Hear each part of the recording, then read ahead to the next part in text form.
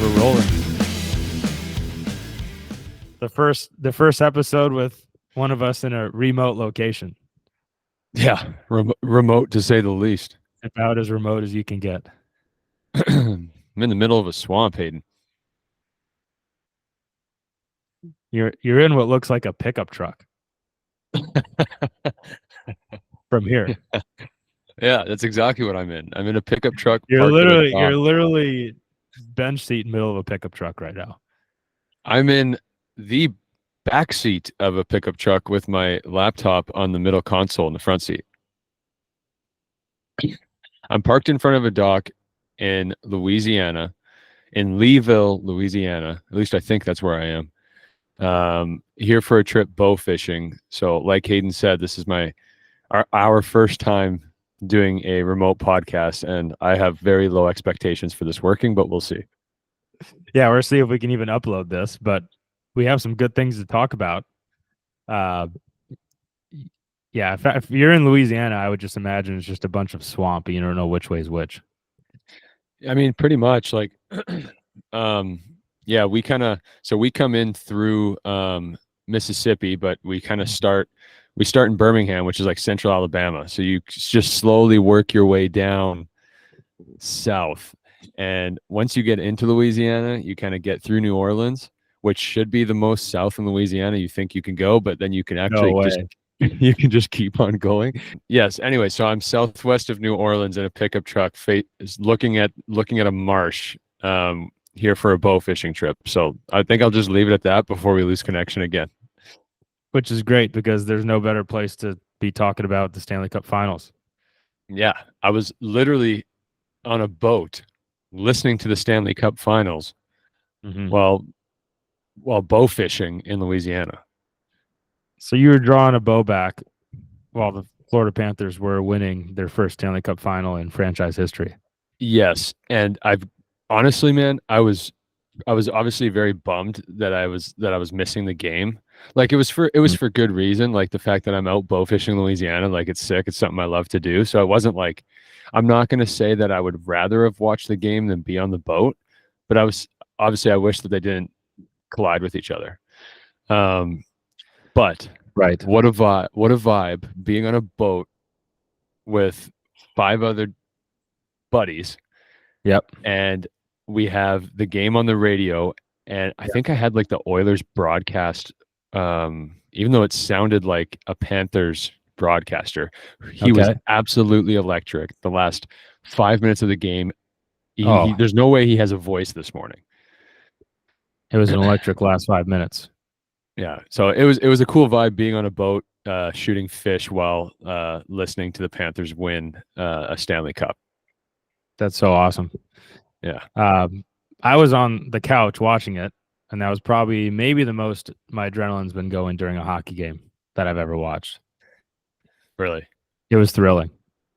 And like I reminded you yesterday, I'm assuming you absolutely hammered the Panthers last night.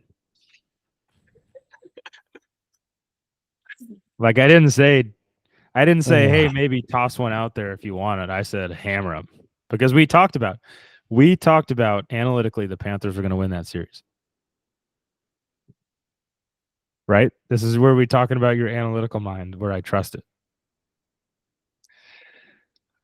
This is where me as a sports gambler, this is where I fail. Okay? I don't bet on hockey anymore because for one, I suck at it. 2, hockey's just way too volatile, I think would be a good term for it, of a sport to bet on compared to like football, which I think is the best sport to bet on. But the Panthers go up 3-0 in a series in the Stanley Cup Final. Yep. And I'm like, there's just no way that I'm going to lose money here. So I bet on game 4, the Panthers to win. I bet on game 5 for the Panthers to win and the under. I bet on game 6 for the Panthers to win and the under. Okay. And then yesterday, I can't really say whether or not I would have bet on the Panthers or not. I think I would have, but it You never would have. crossed my mind. I mean, I'm sure I would have. I'm trying to just like not You sound and like a I, bullshitter. you and I talked about on the episode last week how the Panthers were going to win. Right. So I would have. But I get, of course, they win game 7. I'm traveling to Louisiana. I'm on a boat. I'm doing there's just too many moving parts. I can't walk and chew gum at the same time. I don't bet on them, and they win. Yeah. Yeah, but you knew So they were going to win. And you talk about how you lost money. You said you always lose money on hockey when you gamble on hockey. Well, you wouldn't have, because you would have bet a unit game 4, a unit game 5, a unit game 6. And then I'm not saying the unit game 7 would have gotten it all back, but you would have hammered it game 7. And I think you might have came out positive.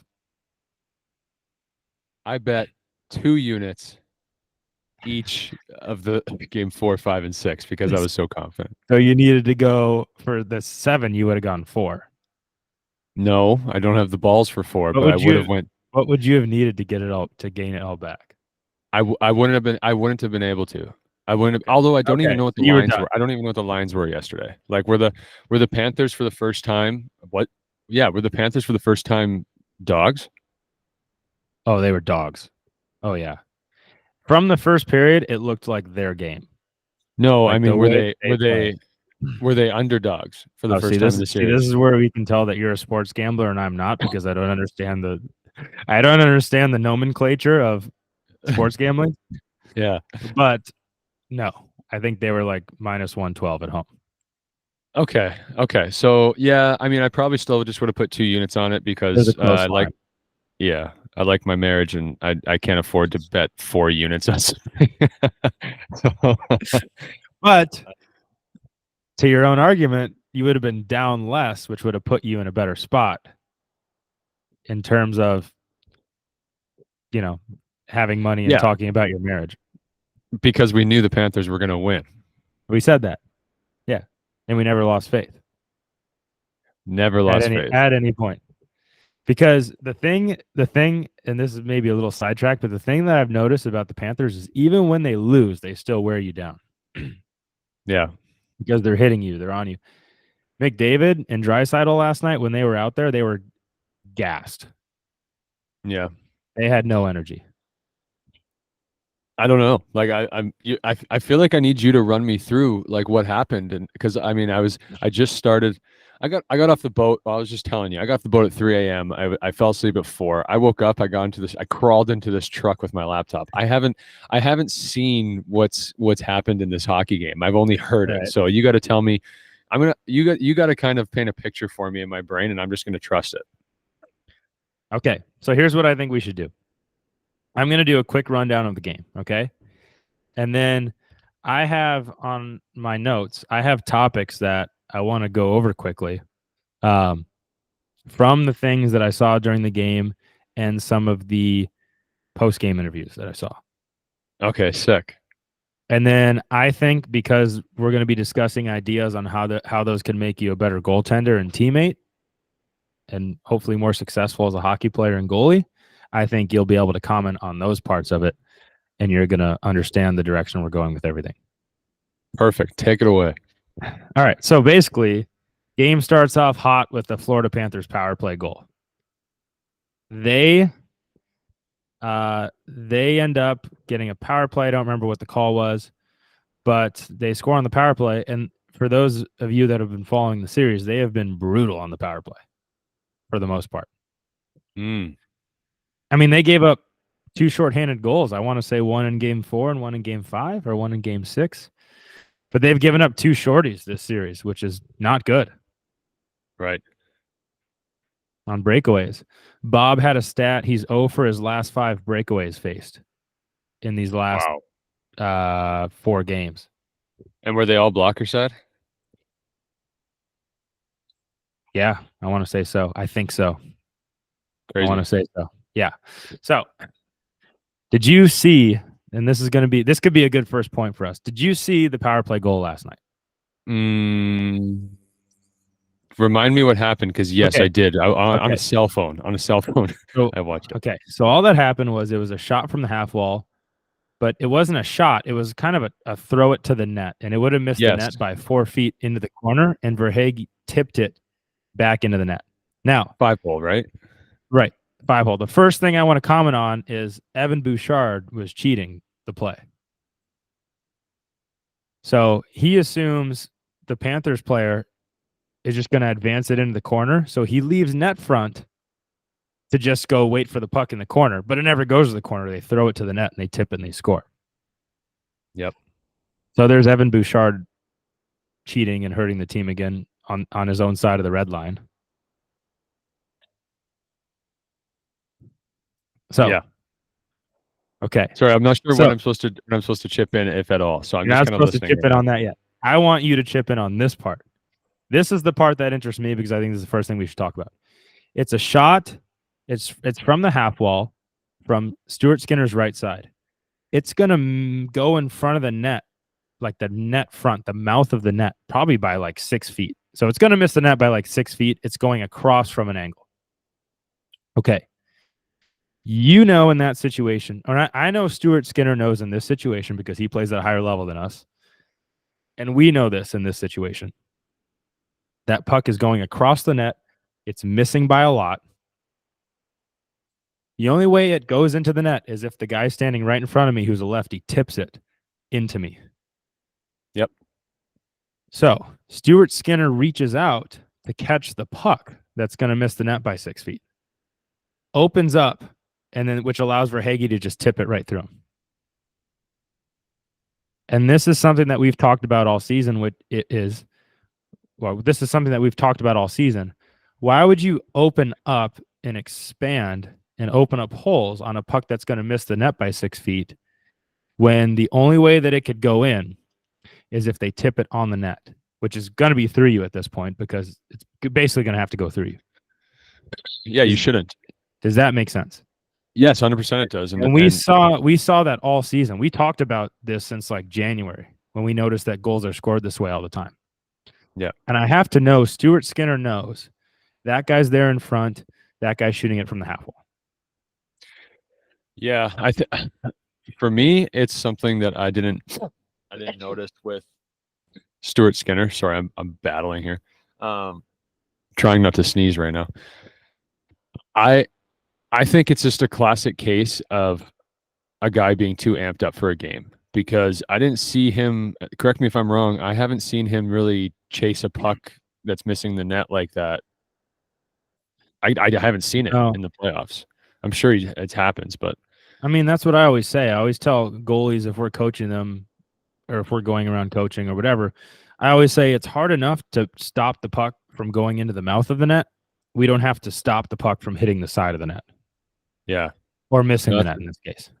I like that. I've at least for me personally. I've never really heard it put that way, but I like it because it's simple and it's easy for people to understand. Yeah. At least for me, I have a hard time just keeping the puck out of the regular 6x4. Yeah, it's difficult. I don't need to stop it from hitting the boards too. Right. You know? Yeah, I don't know. I think it was just I mean, I get what you're saying about Bouchard. I think that's just a bad habit play that he was just cheating the game. Yep. But in regards to Skinner, I think it's just he was probably kicking himself in his head as soon as that puck went in, because I'm sure, like you said, at the level he's at, he knows he shouldn't be chasing that shot. But it probably just caught him off guard, and he was a little bit too juiced and amped for the game, and he just chased it a little bit. And in the NHL, when you chase pucks, it ends up in the back of your net. Yeah, and he's a guy that it seems like with his pregame when I'm watching him and him during the game, he tries to do a good job of just keeping himself pretty chilled out. Like I'll see him like dancing to the music that's playing in the arena. His like pregame stuff is always the same. He looks like he just does his stop. He like puts his hands out and then he's just kind of ready to go. Yeah, I've noticed that too. Smiling. So I like that. You know, that's a good thing to see. But in this case, you know, the only way that they're going to score is if they tip it back through you. And so you don't want to open up. I would probably just slide across the goal line towards the other post, and it would just hit your pad. Right? So, and you got to think, that's also Verhaeghe standing in front of the net by himself because the Oilers defenseman has vacated the net front, which in hockey is always good defensive strategy to vacate the net front and go stand in the corner so that the opposing offensive team can have a guy standing in front by themselves.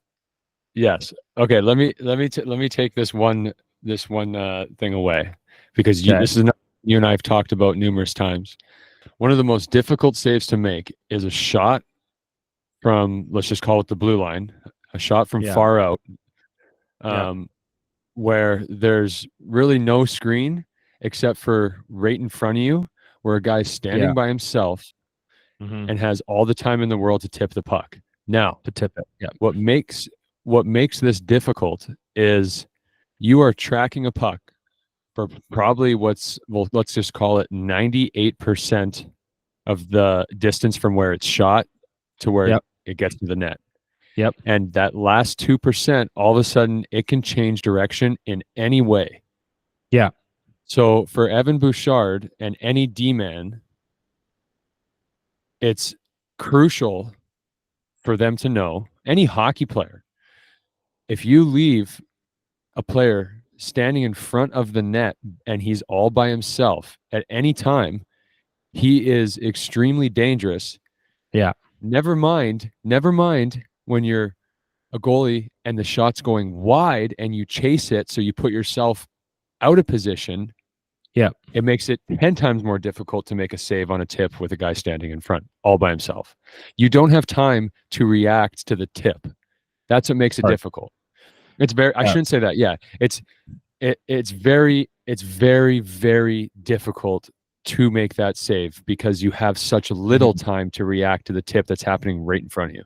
Yes. And you can tell by the stick which direction the tip's going to take. Like if it's going to go down or up, and probably into you. Like you for the usually most part, yeah. So you got to think, in the NHL, a guy on the first power play is going to tip that 100% of the time. Not 95% of the time.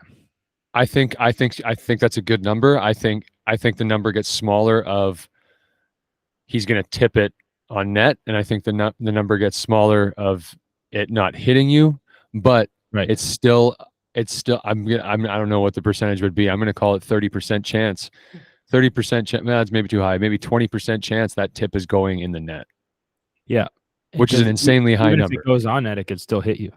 And we've talked about this multiple times, is that if it's a shot from the point, it's going to be on net. There's a guy in front trying to tip it, and he doesn't tip it. It's an incredibly difficult save too, because you don't want to slide all the way over in front of that puck, because if you do and he tips it the other way, it's just going to go in the net, or it's going to be a backdoor tap in because it's going to be a wide open net because you've just slid. Yeah. You know, if the puck is, let's say, being shot from the middle to your right side, you know that guy knows he can't tip it right because it's going to miss the net. So you know he's trying to tip it back in towards the net. So you know that tip's going to head towards the middle of the net. Yep. But so for that reason, you don't want to reach your blocker all the way out, or your glove if you catch right-handed. You don't want to reach your hand all the way out, because you know as soon as that tip happens, it's going to go through your armpit where your glove should be. Yeah, it could. But if you don't reach your glove out, it's just going to go in. Which you see from time to time. You see people anticipating a tip, and then them not tipping the puck, and it looks like a very weak goal, but it's really because the goalie was anticipating that the guy was going to tip the puck. And you can tell the shooter tried to tip it. Yeah, like usually strike. Yes, like usually they're never like, oh, I just didn't mean to tip that one, man. I was just trying to fake you out. They're almost always trying to tip it, and they miss, and that makes it hard too, because you're reading where that tip's going to go. Okay, so let me ask you this, as someone who's probably listening. So where do you position yourself then? Where like you personally, where, after saying all this, where do you position yourself in your crease if you have time to be aware that there's a guy standing in front of you all by himself? I think, I think you have to be mid crease. I say About mid yeah. crease. Okay. And let's say I feel like the there's a better the chance shot's coming right. So let's say the shot's coming from the middle. You have a guy Yeah. standing on the top of your crease. He can Yeah. tip it left or right. Yeah. It's obviously hand dependent on the difficulty of tip, but theoretically he Yep. can tip it whichever way. Yep. You're standing in the middle of your crease in that situation, hopefully. Mm-hmm. Okay. Let's say the puck is being shot to your glove side from that spot, Okay. and you have a left-handed shooter there. Okay. Tipping in front of And you. tipping in front of you, the puck's 2.5 feet Yeah. off the ice, so you're probably dropping in your butterfly. Yeah. Are you reaching? Are you dropping down in the middle of your crease and reaching for that with your glove, or are you slightly shifting towards that save? I think it has to be a very, very, very minute shift. I think you Like, should explain like how barely. what kind, Like like you're almost as talking if, inches. yes, I'm talking like 2 inches. Almost as if you just drop your left knee a split second first, and that little momentum shifts you like 2 or 3 inches over. See, and to me that's a shift, and I know there's probably a lot of people that don't know the difference between a shift and maybe I guess a slide. Yeah. Yeah. But goalies, well, everyone's guilty of it from time to time, but 100%. I'll call it recreational goalies or youth goalies. I see it a lot where they slide in a situation like that. They're sliding Yeah. way up. And I think Yeah. I think that's either just a lack of knowledge or repetition of the shift. Probably both. Probably just feeling like, you don't want to be scored on because it's in a game. So you're kind of, you're wired up, your adrenaline's going, you're trying to make that save. So you're going to slide into that puck. Now, what's the danger of that? Sliding into the puck? Mhm. Well, you could move outside of the net, first of all. So if there's any sort of second chance, you're done.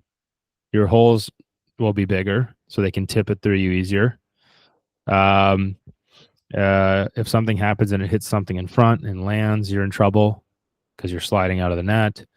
If they tip it and it hits your pad and it goes back across the crease, you're in trouble because your momentum's going the wrong way. I mean, it's hard for It could be a mess. It's hard for players to place tips. Yeah. Like to me, if you're mid crease, you shift into it a little bit and you react, and the guy tips it bar down. Okay. Yeah. Okay. I mean, we always talk about if the only goals you give up all season are bar down, you're going to have a pretty good season. Yeah. So I guess just to rewind to this situation with Skinner. Yeah. It was a puck going across his body. It was literally a puck that's just getting thrown towards the net. I think the guy might even have been facing up ice and just spun and shot. It was going to go into the far corner. It was going to go into the far corner. Yeah. And he reached out with his glove to try and just catch it from going to the slid towards the top of his crease and wanted to reach out towards his glove to keep it from going into the corner. Yeah. See, this to me is just, I think it's not, I don't think it's something that Stuart Skinner normally has been doing in the playoffs. I think it was just game 7 and he just got a little horny on the puck and Verhaeghe, who's obviously a very skilled hockey player, and very smart hockey player, had the wherewithal to tip it down against the grain. Probably. Yeah. I don't even know. You know what? Only Carter Verhaeghe probably knows the answer to this, but I'd love to know if he saw with his vision that Skinner was reaching, or if he just said, this looked like maybe his instincts just told him to do what he did and tip it down 5-hole. I mean, to me, I think it's just instincts. To me, he's like, okay, this puck is going wide. It's going to go into the corner. I might as well see if I can, just tip it on net and something happens. Yeah. Because even if that hits Skinner's pad, let's say he's sliding into it, it hits his right pad. Verhaeghe's got a wide open net. He's looking at a wide open net because Evan Bouchard is still finishing his cup of coffee in the corner. Yeah. He's not going to be back there in time. Right. Now, I can make an argument for trying to catch a puck that's going to miss the net like that. And the argument would be, and maybe I don't know if Stuart Skinner thought this way, the argument would be is if you're on a penalty kill, you've been hemmed in, if your players are tired, then you're thinking, I want to get a whistle. so we can change and get a face off and have a 50-50 chance of getting this puck. That would be the argument for trying to catch a puck outside the net like that. Right. But in this situation, even if we need a whistle, I think with a guy in front by himself like that, it's too dangerous and too risky to try to reach out and catch that puck, even if you need a whistle. And I think he knows that too. I agree. Like if that crossed his mind, and I don't know if he's thinking, okay, whatever it takes, I need to get a whistle, and that's what made him do that. I don't know if it crossed his mind. If it did cross his mind, that might have been the only thing he was thinking about. He's like, oh, I just got to catch this puck. Yeah, I mean, I could definitely see that. I think that's something that would potentially run through my mind personally in that situation. But yeah, I think it's still just one of those plays that, I mean, let's not kid ourselves. This is something that happens very quickly, right? This is a puck that he probably wasn't. No, clearly Evan Bouchard wasn't expecting to be thrown to the net. I don't think many people were. So it happens quick. So maybe he doesn't have time for two things to run through his brain, and the first thing that ran through was I gotta smother this puck so I can give the boys a rest here and we get a whistle. Yeah. It was either that or I'm trying to make the save. I don't want to be scored on. It's game 7. Yeah, either one. I don't know. Yeah, it's, you know what, and we'll probably never get the answer to that one. No, we'll probably never get the answer. And this leads me into my next point, which is, if they had won, I would have been happier, but at this point, I'm happy for Stuart Skinner. Yes. Like for the backlash he faced all playoffs, people against Dallas were calling for him to be benched and removed from the team. Oilers fans, Oilers faithful. Yep. You know, maybe they don't deserve a cup after that. Yeah. Panthers fans weren't saying they should get rid of Bob. Not that I know of. Like, what are we talking about? So the fact that he did all that, he overcame all that. He gave up 2 goals last night. You have $20 million dispersed between 2 forwards, and you put up 1 goal, and it's Matthias Janmark. 21 million. Are you kidding me? 21 million. Are you kidding me? You're not paid that much to play defense. I've seen them play defense all series. Is this the point of the podcast where you go off about the Oilers? Or are we there yet? No, but it's close. You know what my buddy texted me last night? What? Pulling it up. This is while you pull that out, I'm just going to say, by the way, both of them had 0 points last night. Let me give the cliff notes on this, okay? In a group chat with my buddies back home, one of my buddies was basically calling me out in the group chat for saying that you and I had freezing cold takes on our last podcast regarding Connor McDavid. Okay? Yeah. Now, other guys were saying, I haven't listened yet. What did he say? Buddy Jeaner then proceeded to say that I believe he's talking about me, saying that he's quoting me saying I would rather have 3 or 4 guys making, I think, $3 or $4 million. Sounds right. That know how to back check instead of Connor McDavid. Now, I need to say a few things because I think you agree with that statement completely and wholeheartedly. Well, I think I do too, but that is not exactly what I said. And I will repeat myself that I still think Connor McDavid is a sick hockey player. Yeah. And I personally think he has less holes in his game than you think. But with that being said, if you can give me 3 or 4 players who play at an elite level on the defensive side of the puck or Connor McDavid, I'm going to have to take some time to think about that. That I will say. Okay. I stand by that. Well, I think last one, we said he hasn't won any cups. He's not going to win this cup. And we were right. Yes. So I don't think we had that cold of takes.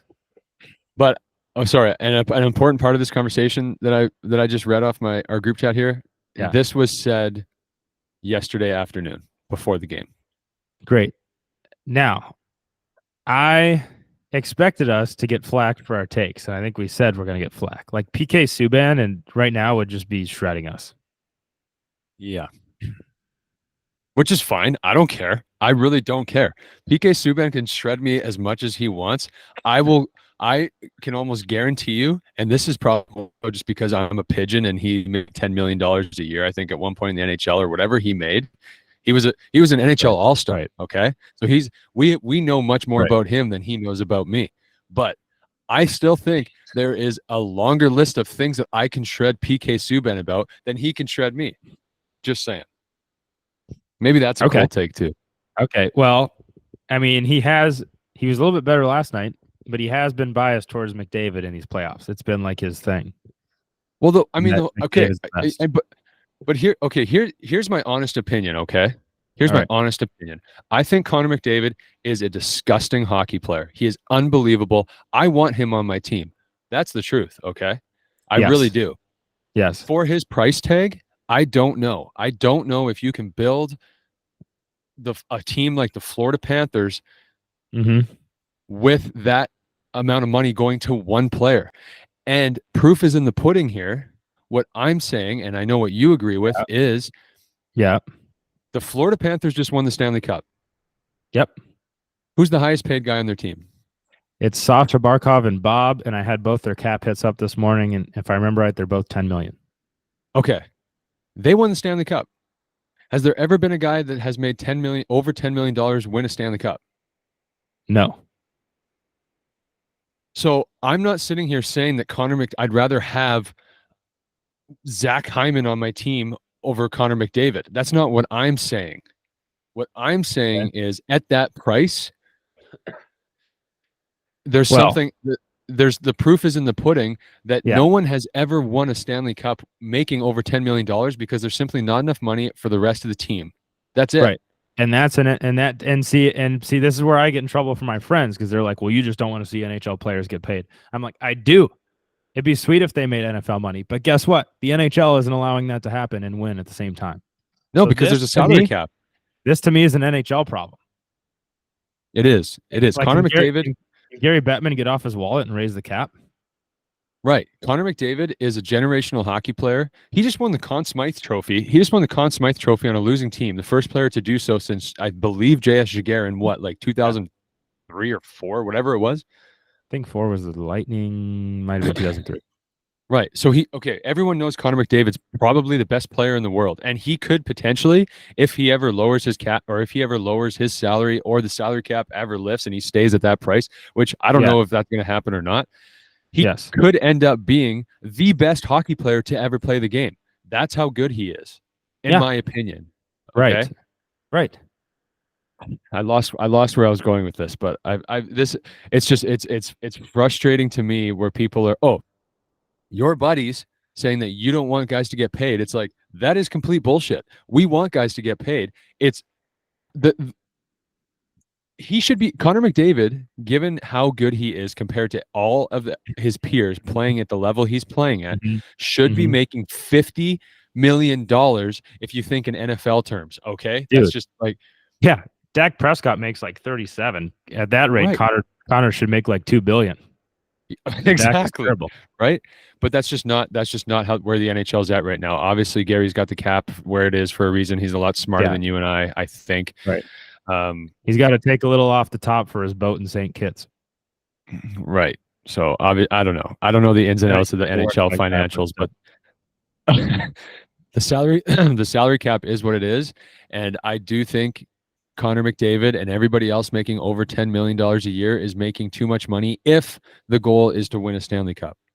Right. Because if you're looking at history, you have a 0% chance of winning the Stanley Cup if you make over $10 million. So the second you sign that deal, okay, so the Avs won. The second McKinnon signed for what, 12.6? Yeah. I said the Avs aren't going to win it next year. Not unless the cap raises. Exactly. The second that David Pastrnak signed for, I think it was 12 or something, close, I said the Bruins are not going to win the cup next year. The second that Artemi Panarin signed for whatever it is he makes, which is over 10 million, I said, despite Igor's best efforts, the Rangers are not going to win the cup next year. So when I'm doing a bracket challenge, you have to look at who's got a well-built salary and who has players with the most they're making is 10 million. Florida Panthers fit that mold. Yeah, you can't exactly. You can't argue with 0%. It's hard. Now, during this series, I was like, McDavid might be so good that he could throw this whole thing off. Yeah. It came as close as it possibly could get. They lost by 1 goal. Yeah. But inevitably it wasn't. He wasn't good enough to throw it all off. Yeah. Now, and this is where I'm really going to go off the take deep end, and this is the one that's really going to get me in trouble. Can't wait. Okay. Watching these games and watching his mentality on the ice and his demeanor and how he's picking up his teammates during TV timeouts and saying stuff on the bench, to me, Connor McDavid is such a competitor. Like, he is such a competitor. He is a dog when he's out there. For the most part, there's a couple clips of bad back checks, but I'm going to forgive him on those because I think he's been such a dog in these last few games where people counted out the Oilers. They could count themselves out, but they didn't. And part of that has to go to the leadership in that room. Yep, 100%. But just his demeanor, how he's playing, even when he doesn't have points, he's doing a ton of stuff for the team that's so useful out there. Okay. Now, he's played I think 26 minutes every game almost. Like, he's out there for the last 7 minutes of the game all the time because they're down a goal, the first 3 games and then and in this game 7. So he's gassed. He is gassed. You can be in great shape, but you're in great shape. You're playing all the time. You're getting hit all the time. You're just worn down. Yeah. And I know he's in great shape, and I know he takes great care of himself. He is such a competitor and such a dog. But this is where I get in trouble with my friends and probably other people. As I say, okay. To me, he is an unbelievable competitor. But also to me, being an unbelievable competitor is everything. So he's an unbelievable competitor, but he knows that no player making over 10 million has won the Stanley Cup. Sidney Crosby made 8.7 for his cups. And I think he still does. So the second that he signs for 13 million, maybe 12.5 cap hit, I think if he was, and this is to me where he's not a competitor, he would be like, I want to win so bad, I'm only going to make 10. But he doesn't. He signs that deal. And this is to me where he's not a competitor. And that's the take that usually gets me in trouble. Yeah, I just don't see how it can get you in trouble. I don't. Like I said, you can't argue with 0%. What I would like to know, at the end of the day, it's on Connor when he puts ink to paper. Mm-hmm. Yeah. I can't imagine the amount of people. There's an alligator in the water right in front of me. Sorry. Oh my gosh. That's sick. You're really in the middle of nowhere. That's a big gator too. That's got to be like an 8-foot gator. We didn't see one at all last night, so that's sorry, I was taken back. I can't imagine the amount of people influencing him on his decisions. Yeah. You're Connor McDavid. Like, you're you're a legend of the game, and you're in your 20s. Yeah. Like, you're mm-hmm. He's got his agency, not just his agent. He's got his entire agency. He's got his family. Mm-hmm. He's got friends. He's got Wayne Gretzky. See, that's the part that I don't think about because we don't deal with that. Like, right. I was just having a conversation this morning with, why don't the Bruins just keep Ullmark and Swayman? Because they're such a good pair. Why would you trade one of them? They work so well together. And then, if you want to have one goalie in playoffs, you just roll with one of them, which was Swayman this year, but Ullmark was the Vezina winner the year before. So, but like I was talking about with one of my buddies this morning, Well, Olmark's agent is probably like, well, Swayman is going to have to take a certain amount of money. You're going to have to take a certain amount of money. But his agent, from his point of view, is like, why don't you go to Ottawa where you can get paid a ton of money? And that's the stuff that we don't deal with. Yeah, see, we don't deal with that stuff, so it's hard for us to really say. But what I will say is, like everything else in life, and I'm going to sound like I'm trying to be some sort of philosopher. I don't even know if that's the right term for it. Philosophizer.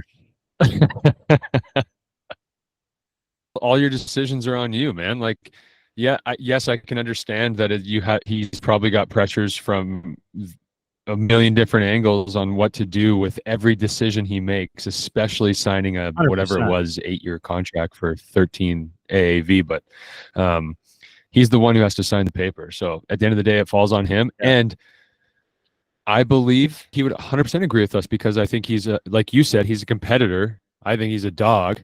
Oh, we've got a hang on. We're gonna have our first guest on here. Okay.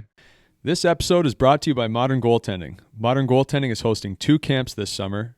Our first camp will be hosted in Alabama at the Pelham Civic Complex in Pelham from July 16th to 19th. And our second camp will be hosted in Florida at the Community First Igloo in Jacksonville from August 2nd to the 4th. Both camps include professional goalie and shooter coaches, as well as off-ice performance testing and training. Our camps serve dietitian-approved meals, while also hosting multiple classroom sessions hosted by our dietitian, life coach, and video coach. The goal of our camps is to better each individual athlete by giving them new on-ice tools to work on and improve their game. Off-ice, our classroom, workouts, and testing sessions are designed to provide athletes with insight and information on what they need to work on moving forward in their hockey careers, while also giving them a glimpse into what it's like to be a professional athlete. To sign up for one or both of our Modern Goaltending camps, please visit moderngoaltending.com/camps. Link in description. Hey, come in the back seat. We have we're come in the back seat for a second. We're clipping at 48 right now.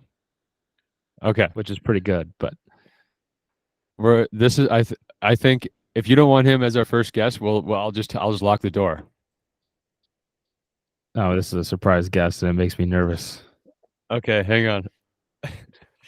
I'm gonna have to try what a treat. Well, he's not gonna be able to hear it. Maybe you guys can do the thing where you put one AirPod in one ear and the other guy has his, and the other. You're like, Dave's gonna have to go left side. You're gonna have to go right side. Yeah, hold that thought, because I'm not gonna be able to hear you for a sec. Okay. That in your left ear. When you talk, I'm gonna put the mic in your mouth. Okay. All right. So, as I said, I'm on this bow fishing trip in Louisiana, everybody, and we're here with a pretty good group of people. As soon as we get off this podcast, you and I have to walk that way, because as I was sitting here about 5 minutes ago, Stu, a gator just went by. You guys blacked out during that entire. If you said anything about Dave, you guys blacked out during that entire thing. Good. I was just saying how big of a. Never mind. Great. This is fantastic. Well, Stu, thanks. Stu and Lottie, thanks for having me on as the first ever guest. If you can hear me, Stu. Oh, yeah. We're sitting in the back of a truck, looking out over the water in Louisiana. And I feel extremely hungover, and I don't even drink alcohol. Yeah, that's exactly how I felt this morning. This is great because not only is the challenge of this episode we're in 2 separate locations, but you're in a location that doesn't have Wi-Fi. I'm in a location that doesn't have hot water, Stu. You're in a location that doesn't have running water. It walks. Yeah, water certainly doesn't run here, Stu. It's crawling. Okay. So tell Dave. We should. What's sorry, that? I was just gonna say. I think we should continue on how we're going here, and Dave and I are gonna share this cup of coffee that he brought me, Okay. And then we'll just let Nips jump in whenever he wants to voice his opinion. I think Nips would have good opinions. Okay, so where are we going with this? Well, so I mean, let's just close up the McDavid thing, and I don't know if you have anything more to say about that. This yeah. I mean, yeah, we're basically talking about how no player that's made over $10 million has won the cup. So the second that McDavid signs for 13, but I guess 12 and a half cap hit, the second he does that with the current cap, that means he's not going to win the cup. So I was saying, Nips. We were saying as a competitor, wouldn't you take less money because you want to win so bad? I think we were saying we think he's a dog on the ice, but if you're really that much of a competitor, you take less money because you know you want to do whatever it takes to win, which is what Crosby did on the Penguins. I'll just let you take that. I think that's a pretty good comparison, Stu. Obviously, with McDavid being arguably the best player, I think we talked about this last night, actually, the best player on planet Earth. In comparison to Crosby, I think, yeah, if you want to win, you definitely take a bit of a pay cut. At the end of the day, it all comes out in the wash. It's not like this guy is hurting for a dollar. That's a good point. Yeah. Yeah, so it's like ultimately what's your goal here? Is it your goal to make as much money as possible, or is it your goal to raise the Stanley Cup above your head like Matthew Tkachuk did this morning and last night and the next day? The guy hasn't slept. Yeah. So yeah, I mean, like back to your point about, taking a little bit of a, I guess for lack of a better term, a pay cut. Did it work out for the guy? Yeah, sure. He's got a big fat bank account and beautiful house in wonderful Edmonton, Alberta. But no, they didn't win. They did not win Game 7, and that's the most important game. So yeah, both teams ended their season at the same time, but one came out a winner, and obviously one's got to go back to Edmonton, Alberta. Yeah. Yeah. Go ahead. What were you saying? I was just going to say, we were talking about how I said if Connor listened to this podcast, if he heard what we were saying, and I know you missed a big chunk of it, but Stewie went into how he thinks he's just like a badass competitor, like he's a dog. He clearly wants to win. He's doing everything he can to win. But the statistics show that literally 0% of players making over $10 million have won the Stanley Cup. I've said now, this is my fourth time saying this, you can't argue with 0%. So I think Connor, if he was listening to this podcast, he would agree with everything we're saying. And I was saying it's possible that he is so good that he could maybe be the one to do it, but he didn't do it. He came as close as you can get. But I mean, yeah. But I mean, that's certainly came as close as you can get. But it's, but at the end of the day, like, regardless of how much money you make, that shouldn't determine if you're going to win the Stanley Cup. Right. It shouldn't. Yeah. And we were making that argument too, is that they should just raise the cap so that McDavid can make 13 million and still be a competitor. And everyone could be happy. Right. Everybody could be happy. Yeah. But I mean, it's funny, Stu, because I woke up this morning and our little group chat, you said, I forget the actual verb. I couldn't read it. What is it verbatim? I'm so happy you brought this up because did we say that? No. Carson. Okay, so here's the context. Dave and Carson, we all went to a Predators game 2 years ago. Can you guys still hear me? Yeah. I'm just reading the text message. We went to a Predators Flames game 2 years ago, 2 seasons ago, and they said I wouldn't want Matthew Tkachuk on my team. And I said, that's weird because I would want him on my team. Look at how he plays. And this is when Matthew Tkachuk was on the Flames. Was this when you now he's what was that? Stu, this is when I was consuming alcohol. Give me a break here. I believe if this is the game that I'm thinking about, he scored the OT winner. No, he Yeah, tied it and I up think that to make it like 2-2 with like 3 seconds left. He went in David Riddick's foot hole, which is the hole between his pad and the post. okay. And I so, said not as good as the ear hole, eh, Dave? no, I said that poor kid's head's probably still ringing. Yeah. But if you can still hear me, and I hope Yep. you can, I woke up this morning to your text saying, quote, I hope you guys, or I know you guys said you wouldn't take Matthew Tkachuk on your team. I'd take him, I think, haha, unquote.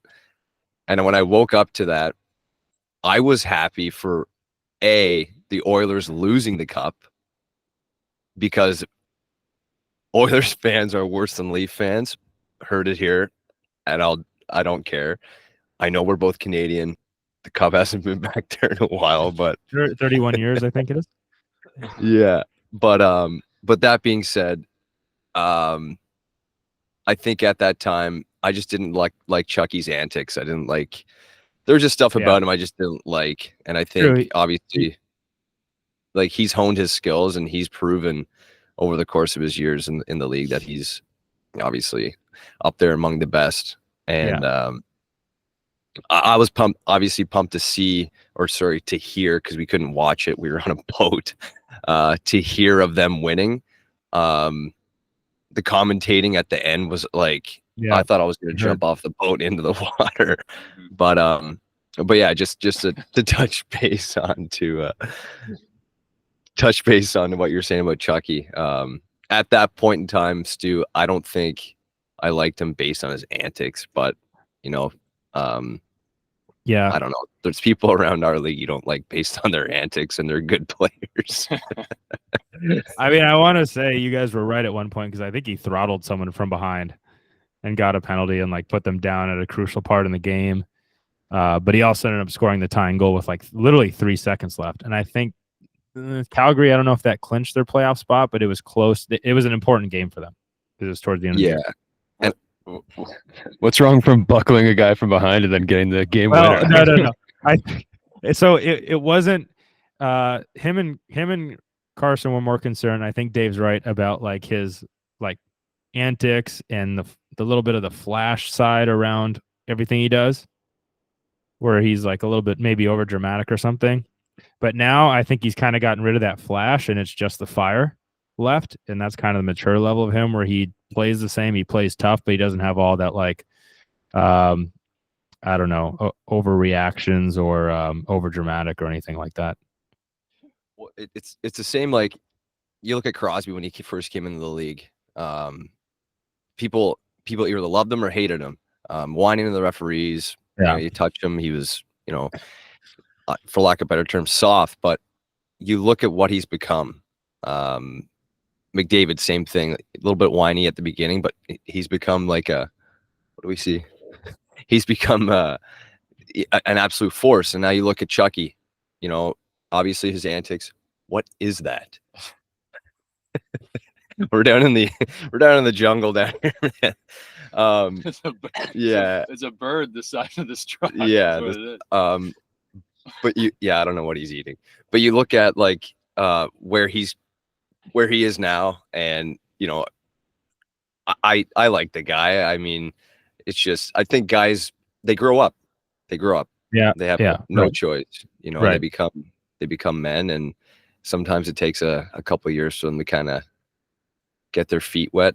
I think we just watched a plane take off. That was crazy. And the crazy thing is, when Jonathan Huberdeau was traded for him as part of that trade, people were like, what are they doing? Right.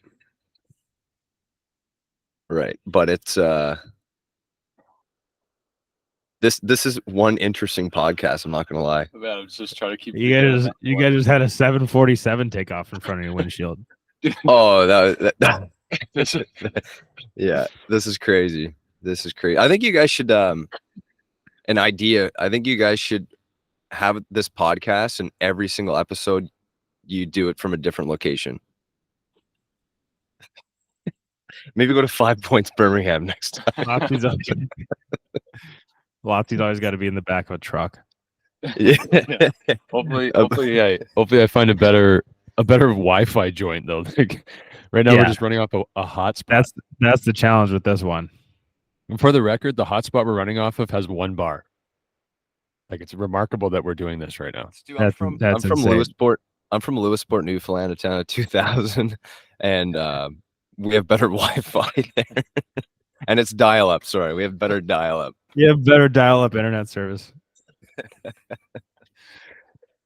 Can't use the phone. Right. I'm playing RuneScape. Oh my goodness. So what have you guys covered?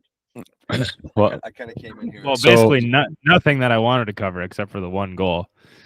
There's so much to talk about in this game. Can I get into how much I don't like Draisaitl? Yes, you can. He's like pretty sure he's 43% in the faceoff circle this series. Have to look that up. Didn't have any goals this series, I don't believe. Maybe an assist. But again, people always want to look at the goals and assists, and this is what this guy had, this is what this guy had. What upsets me about Draisaitl, obviously, is his faceoffs. And every time there's a battle for a puck, he like poke and hopes. So he like pokes at it and tries to jump past the guy because I want to go on offense. And that is just absolutely not the right way to play the game. That might be one of the most annoying things that forwards, when I'm watching a game, that forwards do, in my opinion. Like, have you watch Barkov when he goes into a puck battle with somebody? He is through their chest. They're in the 4th row. He chips it to Reinhardt. And that guy's eliminated, and now they're going on offense. He might not be the one that scores or gets the assist. But again, this is to me what makes him maybe the best player right now. I'm gonna let you take that one. Why? Because you're a goalie? Yeah, you're a player. No, you're exactly right, Stu. It's you use the term poke and hope.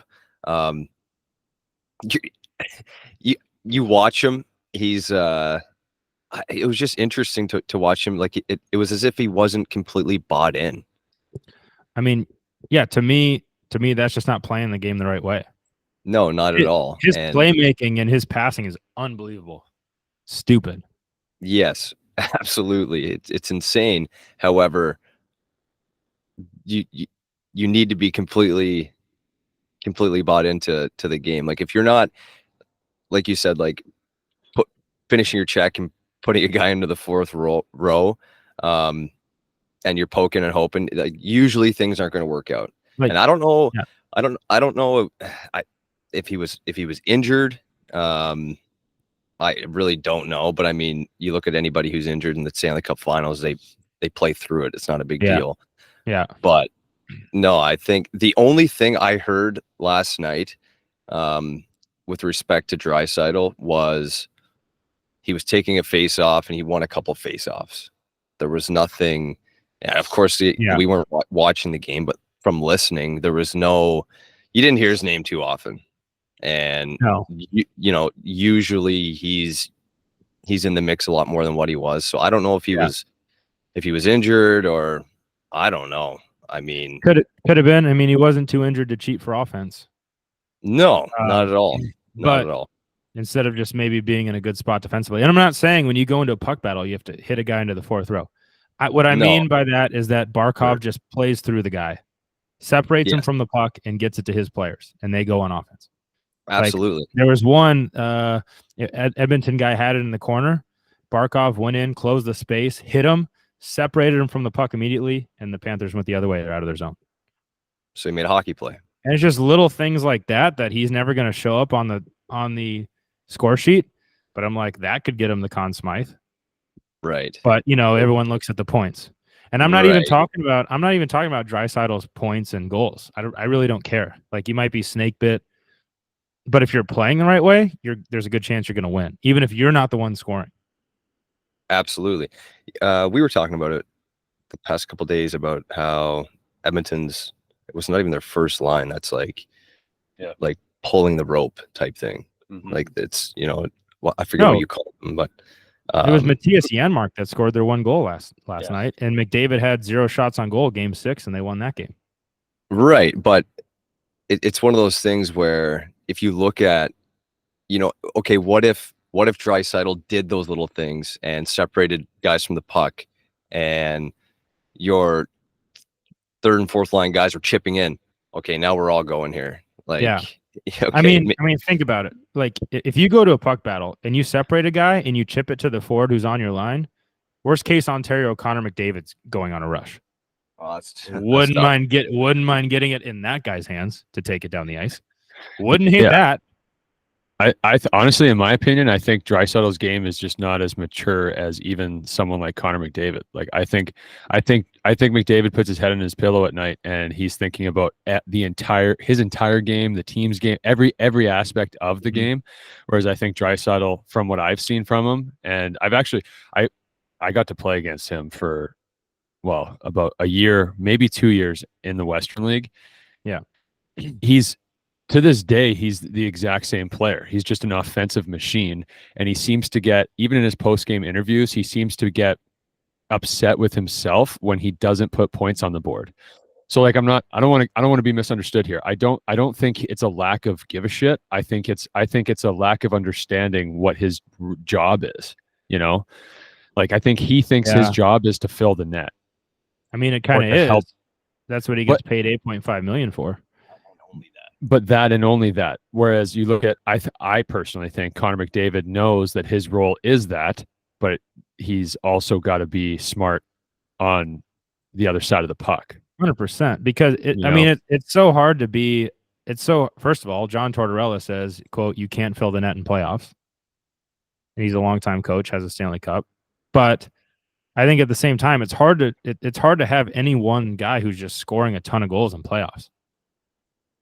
Like, even in Game 6, McDavid had no shots on goal. Not that he played bad, but just like it's the defense, especially when you're playing against the other best team in the NHL. So you have the two best teams in the league. The defense on the other side is just going to be it's going to be hard to get through, like really hard. It should be hard. At times, if you look at this series, at times, especially when the Panthers were up 3-0 and then 3-1, 3-2, whatever. Yeah. Sometimes the defense looked like it was. Yeah, the Panthers were stepping all over the place. Yeah, absolutely. But I mean, at the end of the day, from what we watched the first period, and obviously listened to the rest of the game, but from what we watched, I think that looked and sounded like the most complete game. Yeah. I think so too. Probably the playoffs, not just the series. Yeah, definitely the series for sure. It's hard for me to even remember the playoffs at this point. Right. Yeah, I think someone said it was the season was 257 days long or something. I don't know. And the playoffs were 50 something maybe.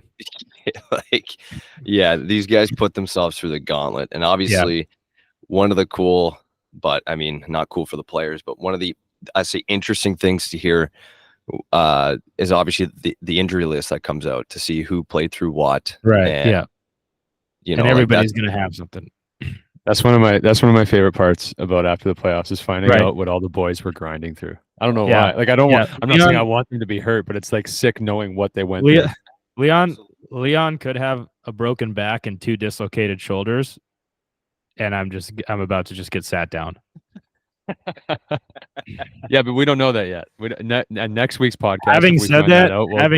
Having said that, Dave, if you had a broken back and 2 dislocated shoulders, I still believe you would play through, guys. Unfortunately, I'd be down here shooting fish with a bow and arrow. But no, you're right, Stu. I think we could go on and on about this, but it's not even at the NHL level; it's at every level. Yeah. Obviously, I think the American League's over, right? I think did Hershey win again? I don't know. I know they made the finals. Oh yeah. Okay. So, anyways, pardon my lack of awareness, but you look at the American League, the coast, and even at our level, the guys who play through stuff. I'm gonna name drop a guy here. This episode is brought to you by Vita Era Hydration. Vita Era addresses 2 critical issues for a healthy lifestyle. First, throughout your day, you lose essential vitamins, minerals, and electrolytes. Whether you're taking a walk, working out, or engaging in any energy-intensive activity, Vita Era replenishes these nutrients without the processed sugars and artificial additives like sucralose or aspartame found in many hydration products. Instead, Vita Era uses stevia, one of the healthiest natural sweeteners, to provide a refreshing taste. Second, with 60 to 70% of our bodies made up of water and 75% of people chronically dehydrated, it's showing that we're not drinking enough water. As an additive to water, Vita Era encourages you to increase your water intake. Vita Era is a 3-in-1 solution. It provides your everyday essential vitamins and minerals, green tea for enhanced performance and recovery, and electrolytes to maximize hydration efficiency. Each serving includes 500 milligrams of potassium, equivalent to the potassium content of a banana. Stay hydrated, drink Vita Era. And you will agree with me, but you look at a guy like Mike Davis. The guy, I think he broke his fingers. His shoulders were ready to. Yeah, I think he had a lot. I think he had like full body arthritis, undiagnosed. Yeah, like you got a guy like that who, he doesn't even, he walks into the room and gets on the ice and plays a game or practices. Like, you wouldn't even know there's something wrong with this guy. Right. And we say all this to say that there's no excuse to not playing the right way. And when you especially when you get into playoffs, it's going to be so hard to score. You have to up. You don't have to worry about your scoring. You have to up your game in all the other areas of doing things right, stopping and starting, playing through guys. I think it was game maybe 5 or 6 where Chech got that quick little breakaway and he shot it high glove and scored. Well, Draisaitl was the last guy back, and he went to beat Chech up the ice when the puck was in a battle, hadn't left his zone yet. Any good detailed player knows that you wait till the puck crosses your blue line, then you can beat that player up the ice because now he's offsides. So it's those little details where, like, Draisaitl, I don't know.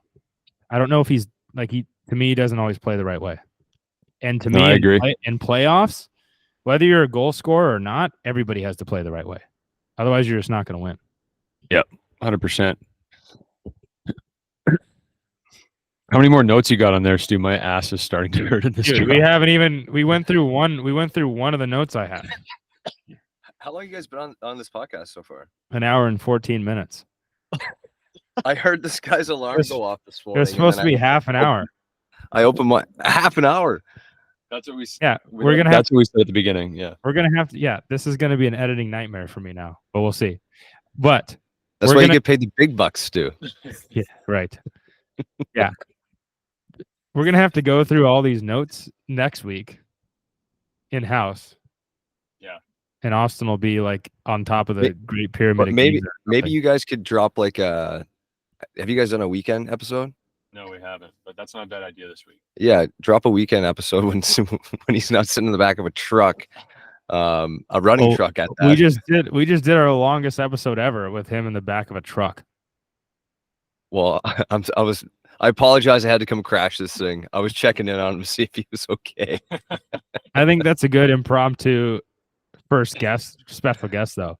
But the problem with these finals and this game last night is that there's a ton to unpack, and we unpacked one thing, which is Stuart Skinner reaching out to make a save on a puck that was going to miss the net wide. Yeah, and you know what? I think that's fine because we have a full summer ahead of us with no NHL games to talk about. So if it takes 2 or 3 episodes to unpack the playoffs, I think that's perfectly fine. Right, because there's a lot of lessons in there. Yeah, but I don't think you can unpack, even if you guys went back to not even just the finals. I mean, you can go through the entire playoffs, but like, I don't think you can unpack Game 7 in an episode. No, there's no way. There's too much. Yeah, like, there's way too much. Like, if you wanted to get a little bit crazy with it, like just some of the promotions and some of the stuff that people were thinking were good for the juju of the playoffs it was bananas. Right. Oh yeah, it's playoff hockey, man. There's nothing like it. No, there is nothing like it. But I will say, before we cut this off, I'm just glad that the Oilers fans. Why you got to say that? I feel like I thought the Oilers would have good fans. Now, I will agree with Dave on this, which is what we talked about. They were all calling for Stuart Skinner to be sent to the American League or below like the last 3 series. And now he's taken to the finals and lost in game 7, a game in which he gave up 2 goals. And you have 2 guys who are paid a combined $21 million to score goals that put up 1 goal. And it was Matthias Janmark. We already talked about this. I'm going to get myself fired up again. But just to recap for Dave. Yeah, I mean, everyone's a critic. It's if something doesn't go their way, it's like you said, you can unpack this entire thing right and go in depth. I think a lot of times when I say that I'm glad the Oilers lost, it's just kind of get this guy fired up. This is why. Lotzie, you didn't want you said the Panthers were going to win. Yes, but what did I also say? You want the Oilers to win. That part? Okay, you want the Oilers I think the Panthers will win, but I want the Oilers to win. What rattles me is that you thought the Panthers would win and you wanted the Panthers to win. And there hasn't been a Canadian team to win the Stanley Cup in like 30 years. Okay. Well, and you're a Canadian you're a Canadian guy. Okay, listen. I checked the boxes. Canadian guy. Okay. I like hockey. I enjoy organized sports. No, you don't. I enjoy hockey. I enjoy hockey. No, but I think the big reason why, and this is just from personal preference, like personal experience. I've been to a lot of Oilers games, lived in the Edmonton area. And I don't care how many people hear this, if there's 10 or 10,000 or a million. There's 10. 11. There's actually less than 10.